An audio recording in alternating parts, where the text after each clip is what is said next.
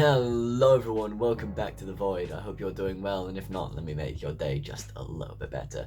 So for those of you who are uninitiated in what The Void is, this is my little corner of the internet where I talk to you about things that I think are important, and you get a little dopamine detox. There's no immense editing, there's no fast-paced YouTube reactions where I just go, oh my god, I'm not doing any of that. It's just me and you having a little conversation. So, for today's episode, I wanted to talk about a TikTok video that I saw earlier on because I thought it was very interesting and spoke a lot about the current sort of mindset of everyone, I feel. There was this video of this young woman talking about sort of a box of cookies. And if she gave you a box of cookies and 10% of them were poisoned, would you want the cookies?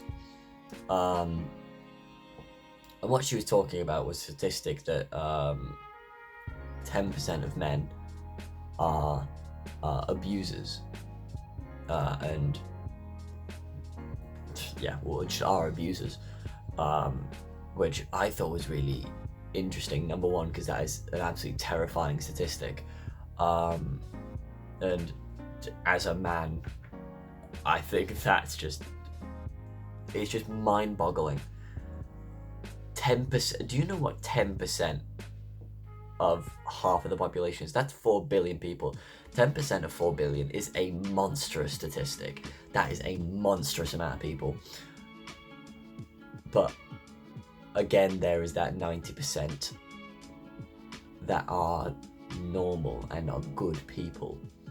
And I thought it spoke to this idea that because the minority is so aggressive and terrible, the majority are then lumped into that. And I think that is a real big problem, because as a man, I try and do the best that I can. I try and be the best person that I can, and I try and talk to you guys about my experiences so you can be the best that you can be. And being lumped in with the 10% who might not be good people in any capacity, I think it's very harmful to sort of the men and the male experience, and I think it's what pushes a lot of men down the alt-right pipeline. The Andrew Tates, the fucking Aiden Rosses. Is Aiden Ross?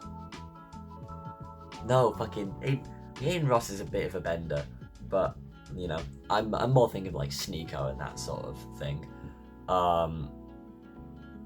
Those kind of people that make that 10% bigger are the men kind of go, well, if you're going to lump me in with those people, I'll be what you want me to be, kind of.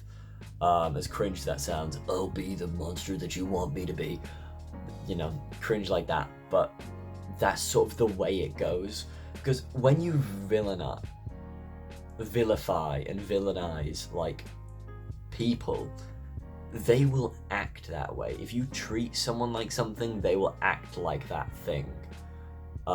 Which is why you need to just be kind to people. If you are kind to people, you will receive that kindness tenfold. If you are an asshole who's gonna, flip a middle finger at every single person you drive by and kick old grannies in the shins, you're gonna get your shins kicked in.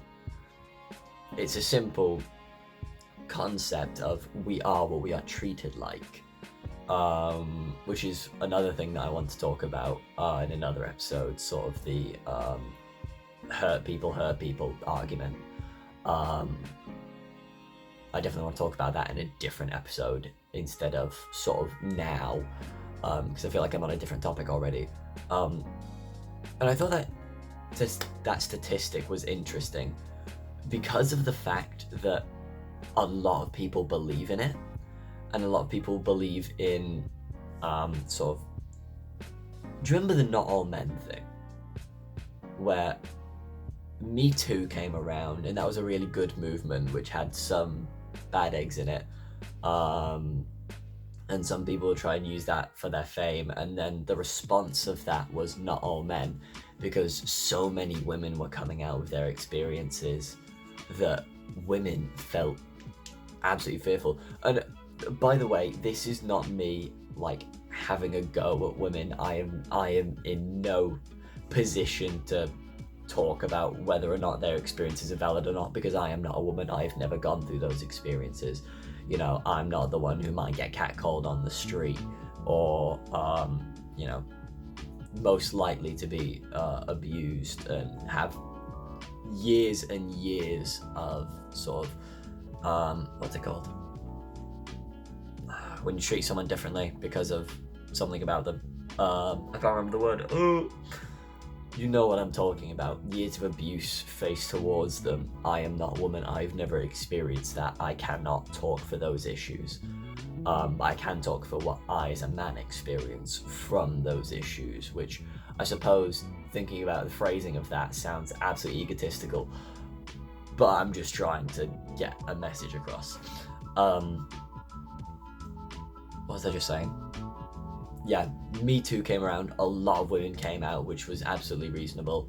And then a lot of men kind of went, hey, I'm a normal person. I just do my job and I go home to my loving wife. Or I go home and I play on my Xbox all day and yell slurs at people on COD. Okay, the COD scene has ruined the internet forever. That's a completely separate topic though. And then a lot of women said, yeah, it's not all men, but it definitely is a problem. And then that's kind of where it diverged, because I feel like a lot of men felt that like their point of not all men wasn't listened to, and then women just responded again with, yes, but here are my experiences. Which is not an invalidation of their experiences. I don't want this to be an invalidation of women's experiences. I feel as though women definitely should share them in every capacity they can. Same as men should if they are experiencing something along those lines. But again, there is that divergence of women want to feel safe and men feel as though they are being villainized and victimized. No, not victimized. Villainized, and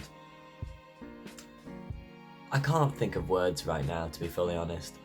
And that divergence has caused such a problem. Oh my god, my posture is terrible. There we go. It's caused such a problem with the fact that, like, people do not understand each other anymore, and they don't understand each other's points. You know, I've talked to a lot of my female friends, and a lot of them do feel like they are afraid of men just walking around the street, and like being in college with them, they were scared of men. And I know a lot of my male friends were very, very hesitant to sort of like interact with a woman and come across as creepy and weird in case they were, you know, slandered for being weird and creepy, even though they were just trying to be a genuine and honest person. It's so hard, and everyone's doesn't know what the other person wants and are so scared of each other. And I feel like there needs to be some form of common ground that we can find where we can talk to each other about the experiences.